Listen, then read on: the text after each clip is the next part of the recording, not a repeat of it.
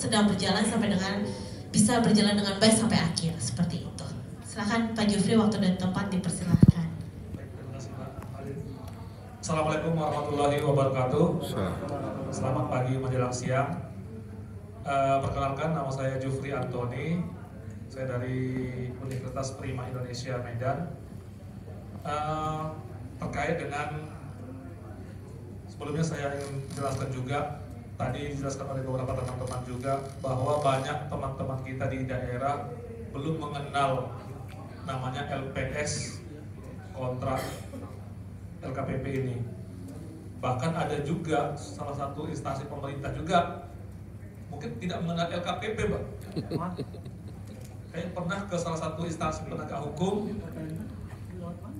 Mereka tanya, LKPP itu apa, Pak ya? LSM baru, Pak ya?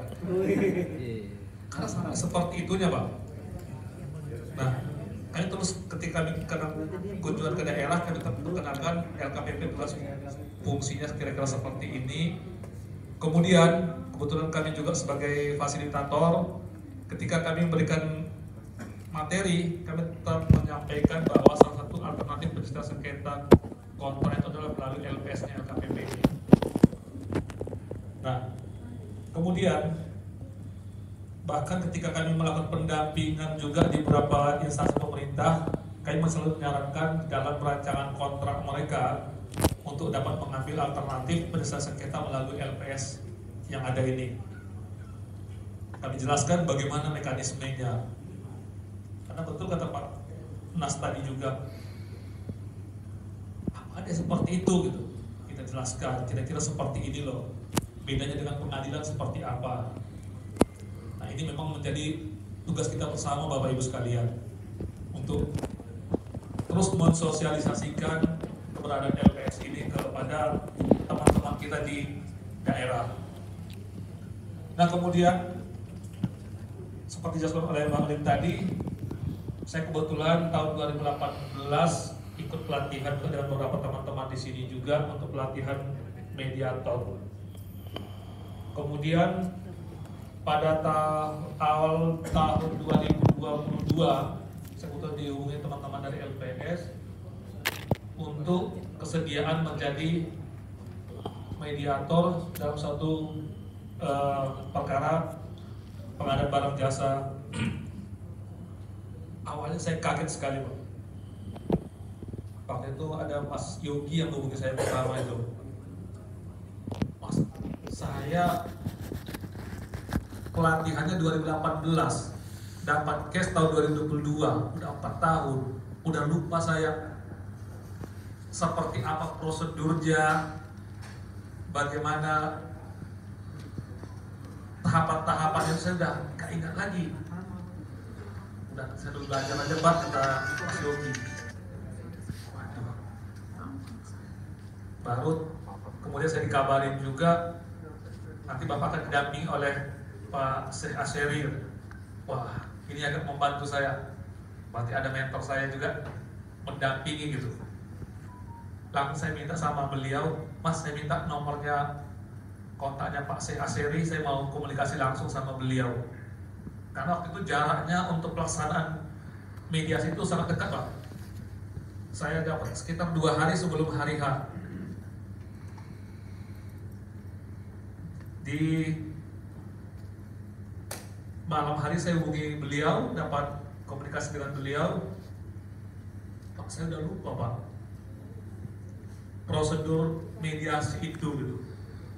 Kira-kira seperti apa saja sih prosedurnya?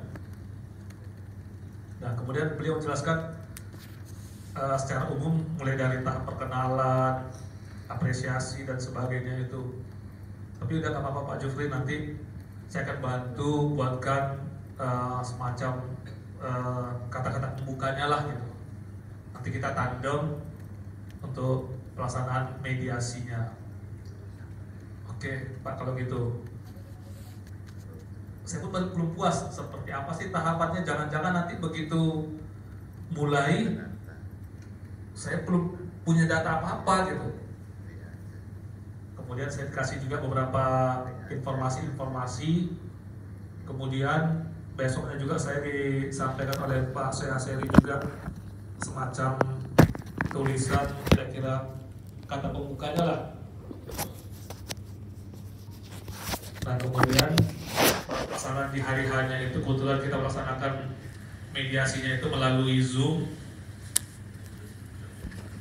dan diawali oleh Pak Seaseri oleh memperkenalkan diri, kemudian mengikuti prosedur-prosedur dalam mediasi.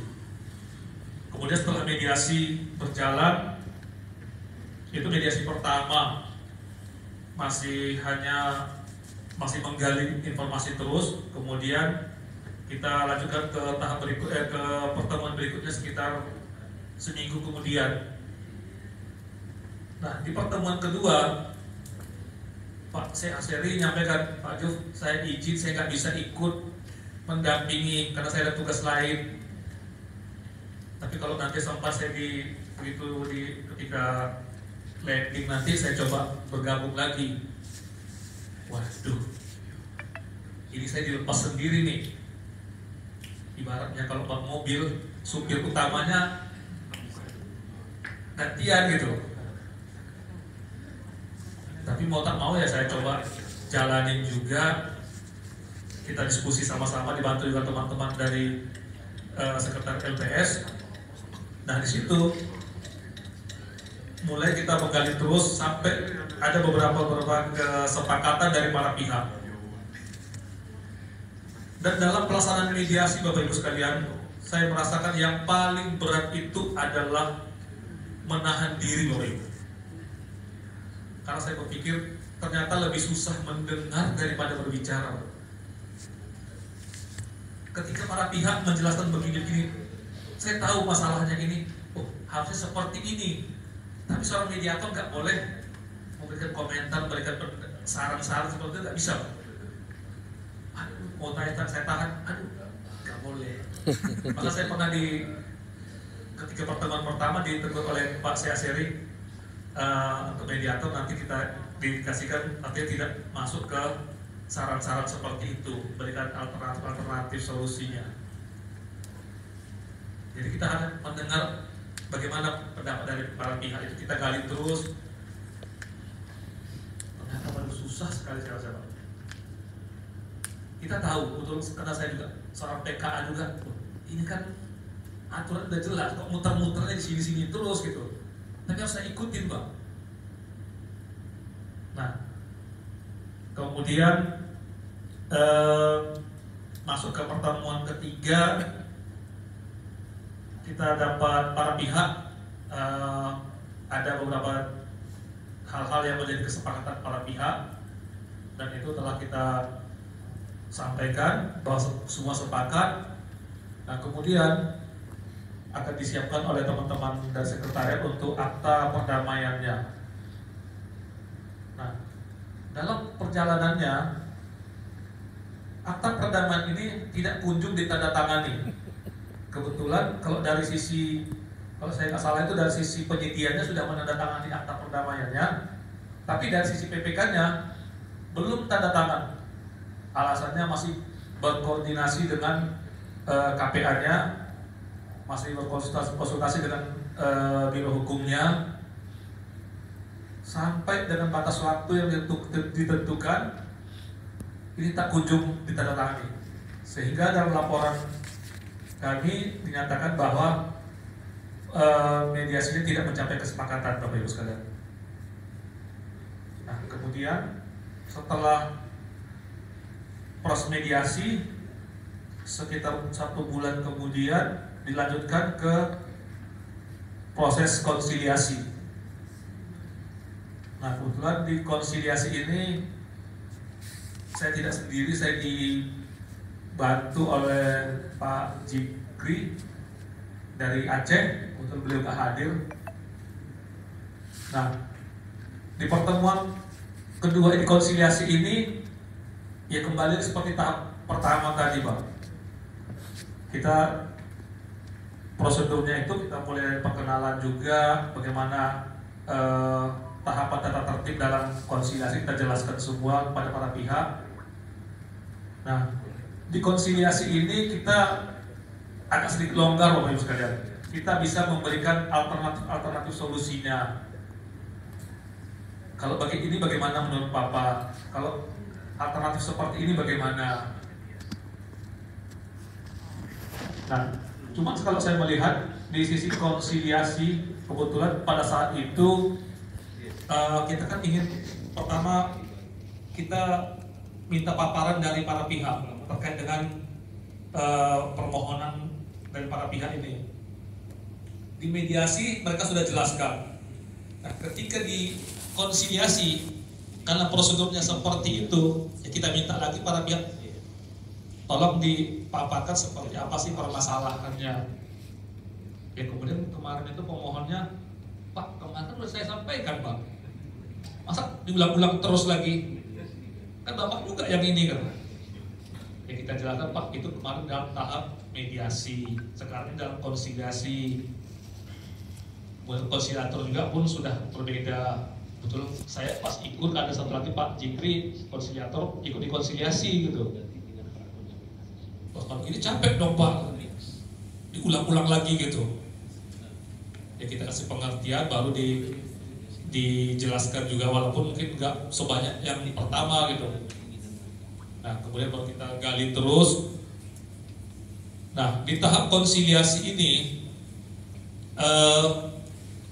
kembali kita para pihak itu dapat mengambil beberapa kesepakatan. Nah, dalam kesepakatan para pihak itu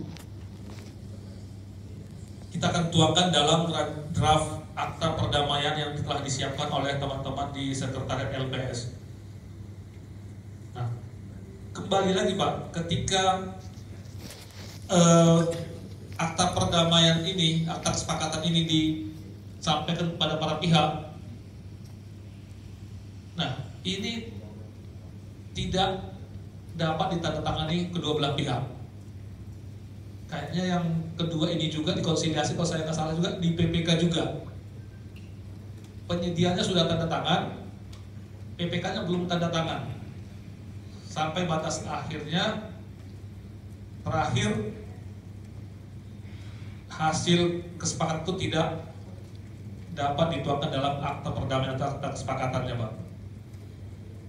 Nah, jadi kira-kira itu Pak, pengalaman dari tahap mediasi sampai dengan dikonsiliasi. Siapan untuk mempelajari perkara ini, Mbak. Kalau bisa sih waktunya itu agak lebih longgar supaya cukup kita untuk membahas perkara. Kebetulan kemudian para pemohon dan termohon pada saat itu juga banyak data-data mungkin belum lengkap. Paling hanya surat permohonan, hanya beberapa paparan slide saja. Jadi kita belum dapat pada saat itu gambaran utuhnya seperti apa gitu. Kontrak mereka itu seperti apa sih gitu. Kita belum dapat gambaran, hanya ada bahan-bahan dari presentasi mereka saja, Pak. Nah kemudian dari sisi waktu kita juga ketika kita sambil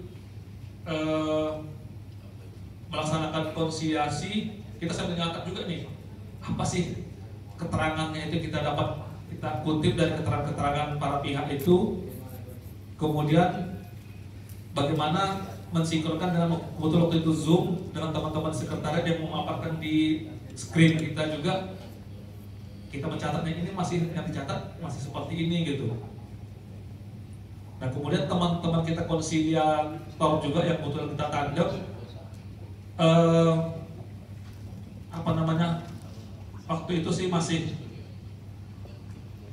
belum matching betul, artinya membaca perkara itu kira-kira seperti pemahamannya belum sama gitu. Ya paling cara mengatasinya ketika itu ya kita ganti-gantian aja. Ketika saya bikin 2 pertanyaan nanti atau ini ganti dengan konsiliator yang lain. Ya saya berpikir yang lain lagi gitu. Berarti jadi Pak, waktu yang harus diberikan tim sekretariat ke konsiliator itu lebih panjang. Kalau kita kan biasanya 3-4 hari sebelum ya Pak ya. Berarti menurut Bapak kita harus memberikan waktu, spare waktu lebih panjang lagi. Kalau bisa sekalian ada rapat persiapan tadi ya Pak. Iya. Karena Bapak Ibu kalau case-nya yang Pak Jufri, setahu saya tuh case pertama konsiliasi kalau nggak salah. Case yang pertama untuk melakukan konsiliasi. Jadi memang kami pun dari tim sekretariat itu masih meraba. Ini tuh harusnya gimana ya? Waktunya berapa? Karena kan yang lebih tahu sebenarnya konsiliator. Jadi berdasarkan pengalaman Pak Jufri jadi masukan nih buat kami untuk memastikan lagi nih waktu 3 hari 4 hari itu cukup atau tidak sih untuk mempersiapkan data, membahas bersama dengan konsiliator, karena admin perkara pun harus pemahamannya harus sama nih sama konsiliator gitu ya Pak ya. Jadi benar. tidak hanya sesama konsiliator, melainkan admin perkara juga harus sama ya Pak. Betul, Pak. Kemampuannya untuk pemahamannya terhadap sengketa itu baik.